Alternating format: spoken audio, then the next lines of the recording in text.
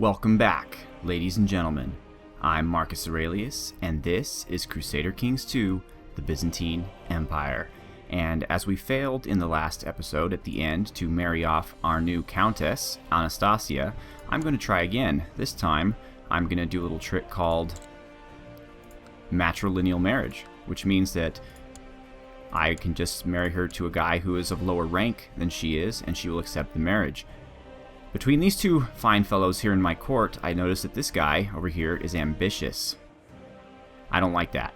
I don't like ambitious. It's a trait that generally for my underlings I stay away from because it encourages them to rebel. This gentleman, on the other hand, is brave, patient, proud, and a misguided warrior, which does give him a bit more martial. Why is that important? Well, she's a really great warrior. So if I marry her to another person who's a pretty decent warrior, even though this guy is better, of course, but he's ambitious, then the odds of them having warrior children who can serve me as generals in my armies, or more likely in Tip's armies, is something that I can count on. So I'm going to go ahead and arrange this marriage, make them both very happy. So what's going on here in Bulgaria? I just want to keep an eye on things here. He is currently at war against the Duke of Austria. Okay. Wallachia. Okay, so this is a rebellion that is still going on. So we don't want to get involved, because if I get involved and let's say conquer a bunch of territory and then they make peace with each other, I get nothing and I have to go out. So that's not a good idea. Oh, good. The marriage has taken place. And, oh, I thought Marcus just died, but no, we've inherited the bishopric of Scythium from Baron Muadam of Scythium. Muad'Dib. My domain is too big. Let's pause the game for a second. Looks like someone just had a baby. That's cool. The bishopric of Scythium. It's a shame that I don't have any adult children that I could give that to. Giving bishoprics to your kids is awesome because they get out of politics basically and become a holy man. But apparently that is not something I can do. So I have an idea. Let's get rid of someone who's kind of a thorn in my side.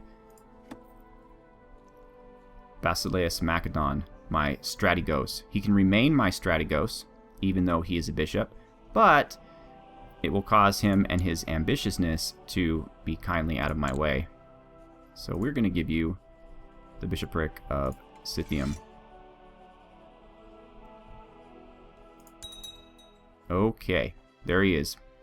But he is still my strategos, as I said. So fantastic.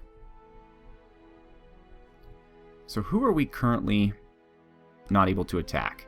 We're not able to attack the Lord Marinos of Lucania. I'm not even sure who he is. Oh, Amalfi. Okay, fine.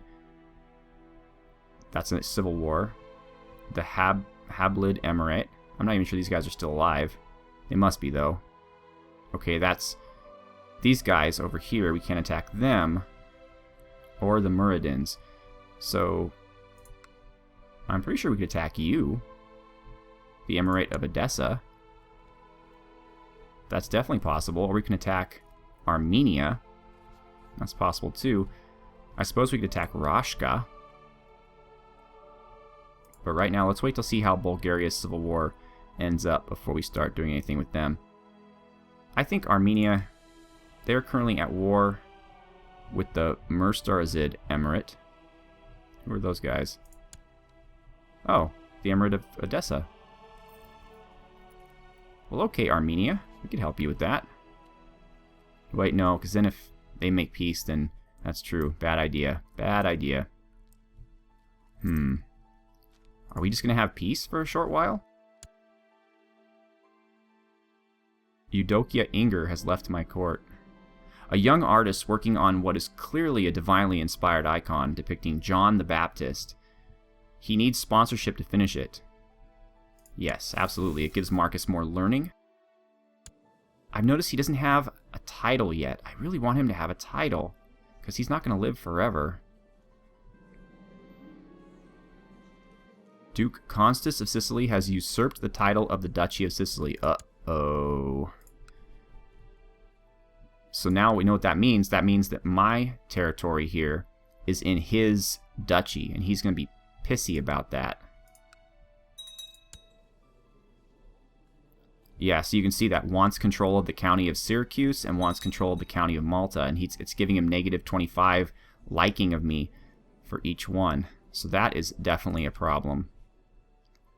That is definitely a problem.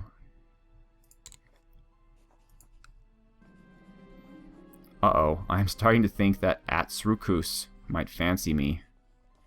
I'll look at that in just a second. Transfer vassalage to him. Where is he?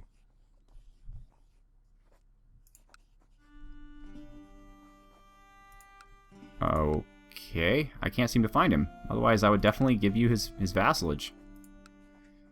But let's look at this lady here. She's 17. She is an intricate web weaver, content, honest, and proud. Well, I guess if I have to have an affair, I could do worse. She's not the happiest looking lady, but I'm getting kind of tired of these affairs, though.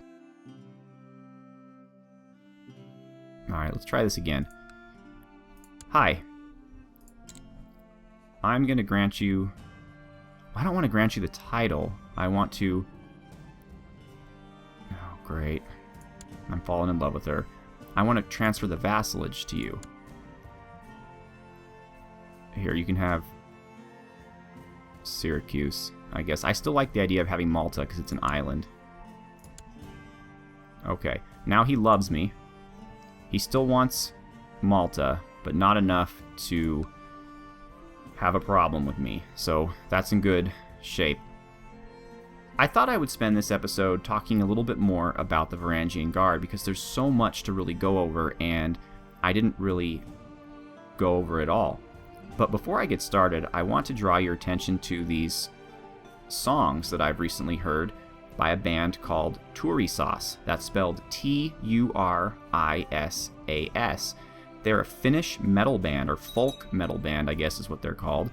And they have two songs of particular interest. One is called the Miklagard Overture, which is actually a song about Constantinople. And the other is called the March of the Varangian Guard. They are both really cool songs, so I highly recommend when you're done watching this video that you do a search for them on YouTube and check them out. The next thing I wanted to say about the Varangian Guard is that they were typically known for being super loyal. There's a couple times in history where that may not have been the ultimate truth, but for the most part, they're generally regarded as being very, very loyal, which is why the emperors kept them on. Yeah, we're gonna flatter and soothe you. Good thing I'm good at that.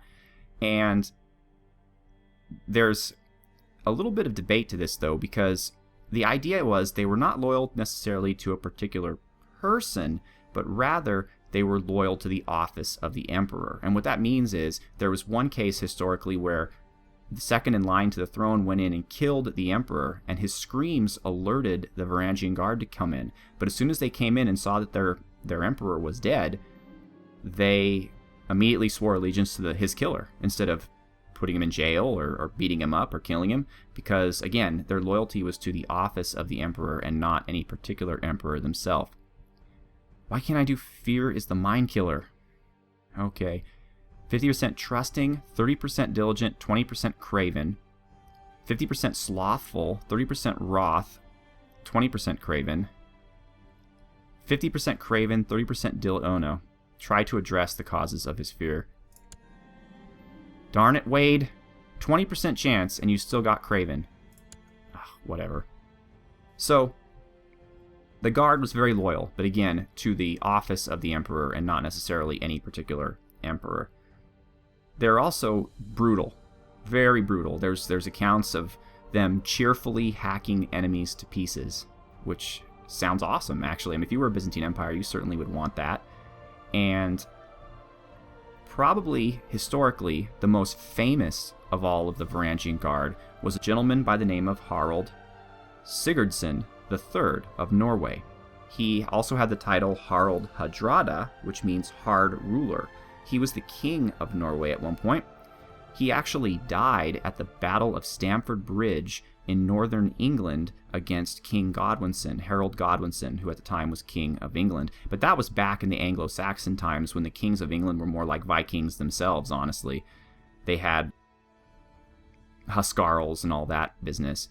But what's funny about that is 3 weeks later, after Harold Godwinson killed Harald Hardrada, the Varangian guardsman, turned king, he died himself in 1066. That's a year many of you will find familiar, down south against the Normans. And their king, or leader, I should say, William the Conqueror, who then became King William of England. Interesting stuff, right? What intrigue can we do? Can we go hunting or do something like that? No. Why can't we hold a feast? Oh, it's not November? Oh, it's December already. Shoot. Can't hold a fair. Can't go on a hunt. Can't do much of anything. I can castrate somebody, which is very thematic, but no purpose to it. Or I could blind somebody. I'm not quite sure what the difference is. It gives them the same negative malice to how much they like me. I lose the same amount of piety, and I have the same amount of chance of getting the trait cruel. And oh! I was just talking about how I didn't have a title, but look, there it is. Basileus Marcus the Wise. Awesome. Yes. I have claims all over the place. Do I want any of them? County of Messene, Duchy of Sicily, Duchy of Samos. Can be inherited by my successor. That's fantastic. But why do I have it? Claimants. Well, I mean, see, I don't understand. I get that I have a claim on this, but I don't understand why. They don't really make it very clear to you. This guy isn't related to me. His wife isn't related to me. His heir isn't related to me. I don't get it. But apparently I have a ton of claims, and that one will be passed on to young Tip, as will the county of Messena. Okay. As will the county of... Okay, so these are all basically Sicilian counties. We have claims on all of them, and they can all be followed up with by Tip if he would like to do so. What about Salerno? Can I declare war on this cute little girl? I can indeed. Let's do that. Alright, we are now at war with Salerno. And I'm sure by now you all know the drill. We are going to raise up the Varangians. And we're going to raise up our personal levies and our vassal fleets. And let's try this again, because it didn't work so much the first time. I was told to click on a fleet, hold down Shift, and then select all. That worked. Excellent. We're going to move up the speed a little bit. And all of my melee troops are going to go down here and join my retinue. Oh, and now it is time for Dr. Quacksalver and Wade to be given a guardian. Dr. Quacksalver's quick, so I want to let him go with somebody who is very smart. Ermentrude, you are not leading troops. I will not allow that, nor will I allow Marcus to lead troops. You're a mystic, fortune builder, zealous, wroth, just, and proud. You could tutor young Wade. No, that's not going to work. Wait. How do I do this now? Let's go back here. Okay. Actually, we'll give you Quacksalver.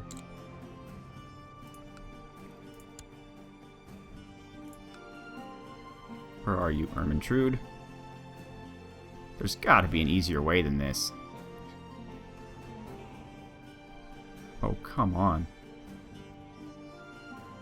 Is she even on the list? There she is, Ermentrude. Alright. Mommy Dearest can raise you. You're going to become a little mama's boy, Quacksalver. And I hate how I can't... There we go. Alright, next we've got Wade.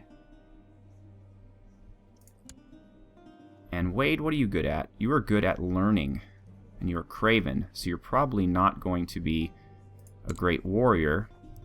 So we should have someone who's really good at learning educate you. The Count of Limassol. What are you? You're an elusive shadow? No, you're our Mysticos, right? You're tutoring Miyuki. How about Basileus the Bishop? He's temperate, oh, but ambitious. Deceitful? No, I don't like that. The Doge of Amalfi. You can go see Italy. Patient, cynical. I want someone who's like holy, who has really good holiness. Craven. Greedy. Dutiful cleric. It's pretty good, I guess. And he doesn't like me very much. As a bishop, he probably should. Okay. He can raise you to be a holy man. I think I'm going to try to get Wade into the church somehow. That seems to be what I want to do with him. Alright. All of my troops are marching. Good. Good, good, good. Oh, we got to unpause, of course. Siege equipment has gone up. We're still having no luck whatsoever at forging a claim on the Duchy of Nicaea. I am now known as the Wise, which is as it should be. Let's get all these boats together. Meanwhile, my troops are gathering. And this poor little girl, I mean, she's just at the wrong place at the wrong time. I have nothing against her personally, but I need to expand my empire. Now, Marcus is not leading this battle, not by a long shot. We're going to lead it by the Duke of Sicily. Maybe we'll get lucky and he'll die. The Varangian Guard guy. Anastasia, of course. And Bertil. Alright, great. So we have a great group of guys here to lead this force. And, oops, I still have Brundisian. I'm holding on to it just long enough to give it to Tolstoy. And then it's out of my hair. So we'll get them off the boats here, and then we'll attack from there. Perfect. And we'll have all of our territories will now be connected to each other, which is fantastic from a strategic perspective, I suppose. We have finished building our keep, and we have 900 gold. Wow. Okay. Let's keep helping our land out, but I just want to make sure it's the right land. Yes, Duchy of Thrace. Okay, good. Barracks? I don't really want any of that. What about here? Oh, Castletown. More trade income. Yes. Beautiful. And we have arrived. I'm not being as efficient now as I was before, which is a problem. I'm maybe getting a little cocky, which is never a good idea. I'm Marcus the Wise, not Marcus the particularly prudent, I suppose. We're going to wait for them to increase their morale. I'm going to have these guys just hang out in port for a moment. Morale's going up. And I'm going to try to breed supermen in my capital. I'm going to try to get people who have really high traits to marry other people who have really high traits. The only problem I have is to keep my people in my court. Like, if someone doesn't have a job and just sitting around, and I marry them to somebody, they may leave my court to wherever that person's court is, and I definitely don't want that. Let's zoom in, huh? To the Duchy of Salerno. Is it the Duchy of Salerno? It is the County of Salerno, and it does have a castle as the county capital, unlike Amalfi that has a city, which is lame. And Luscania. I wish I could elevate the baronies here, because I get a negative to taking them. And sorry, little girl. I'm very, very sorry. I did ask you if you would become my vassal, and you did say no. So what are we going to do? So you know what I'm saying? I wish there was a way that I can make the barony the capital instead of the city, so that I can start drawing better revenue and whatnot from it, if that's how that works. I'm pretty sure that's how that works. So Salerno is very mountainous. We just crossed right over the mountain. And Sicily, why do you have troops here? You are the Duke of Sicily, and you're attacking Salerno on your own, are you now? Interesting. Now, hopefully I will receive all 3 of these properties in addition to... Oh, shoot. I can just storm this. They don't have that many defenders.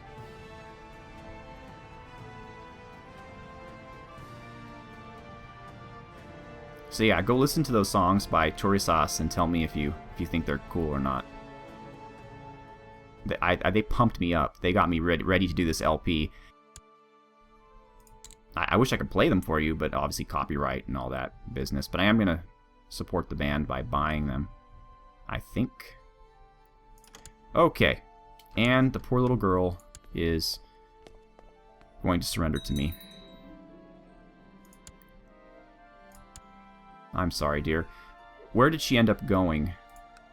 Do we know? I feel really terrible about this. But... Alright, how about Capua? Can I declare war on you? I can't right now, because we have troops, but... We do have a valid casus belli. Let's disband everybody except for my retinue. Oh, I think this is enough adventure in Italy for now. I hope that little girl's okay. I mean, she's welcome to come to my court. We'll treat her very well.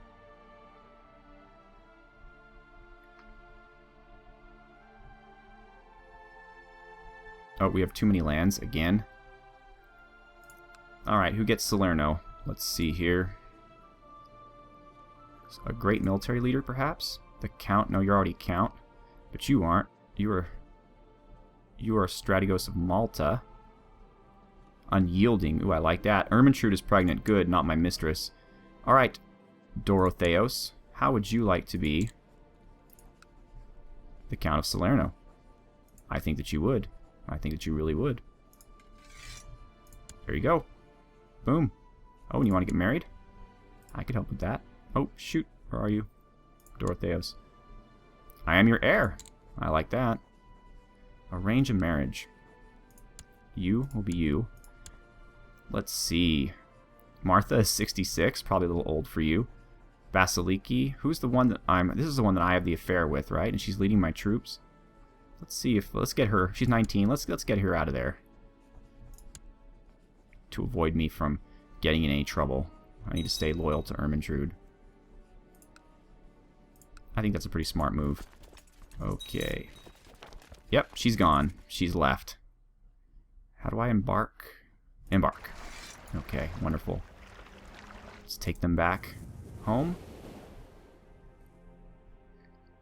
So let's take a look at my court. Who do we have here? As Ermentrude, Dr. Quacksalver, my children. Vasiliki, you like me a lot. Gerasinos of Themyscira. You're ambitious, though. I don't like that. But you're a good... Well, you're a good diplomat, I guess. So I could marry you to someone else who's a good diplomat, and you can have many diplomatic babies. Oh, yikes. Let's go with... Arranged marriage. Okay. Are any of you good diplomats? Martha, 66-year-old Martha is, but I don't think she's going to be bearing you any children. Anna, however, is a scholarly theologian. That lowers her fertility. Vasiliki is okay, gregarious, kind, honest, and content. So your children might be content, and they might have some good skills. Alright, why don't you guys get married? Let's see if he likes that. Oh, we're home. Oh no, Constantinople.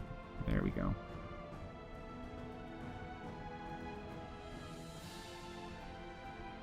Come on. Okay, wow, that took really long. Okay, come on. And we'll disband the Navy. Okay. There we are.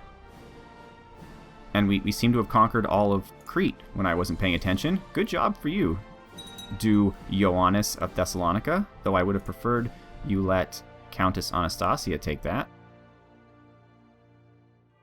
So that's one neat thing. Sometimes my vassals can go around and conquer territories in my name, which is neat.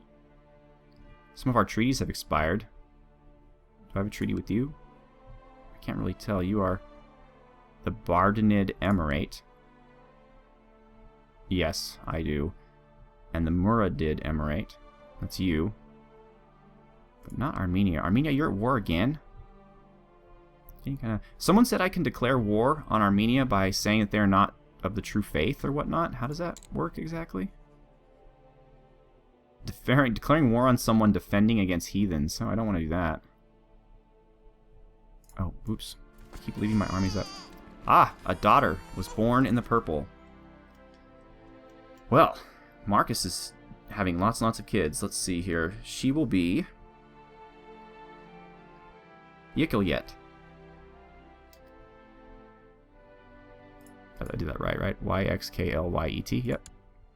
And a son. More twins. My goodness. We're having quite the big family. This will be Zinger. All right, Zinger. Welcome to the family. So now he should be Marcus the Fertile. Holy moly. Look at all my kids here. Tip is 14. We have Mayuki, Tolstoy, Quacksalver, Wade, Kreftwer, Zinger, and Yikelyet. So the family is pretty big. Truces are expiring. Oh, good. I enjoy that because truces mean I can't kill people. And Bulgaria seems to have taken over without much problem from those who would attempt to harm it. And, oh, she's fantastic. Again, she's sending me money. Look at all this money that I have. All right, ladies and gentlemen. Well, I know we didn't conquest much this turn, but we did give birth to 2 new children. We've completed the conquest of Crete, even though I wasn't personally involved in that. And we conquered Salerno. So our empire is looking quite solid now. And next turn, with truces expiring, we can go on the offensive against the Islamic Emirates to the east and hopefully take some more of our ancestral land from then as well. I also intend to do more matchmaking in my capital to breed super children who will lead my armies to glory. And maybe in the next episode, we'll even see Tip reach maturity. Marcus is getting kind of old, so who knows. But thank you so much for watching, and have a good one.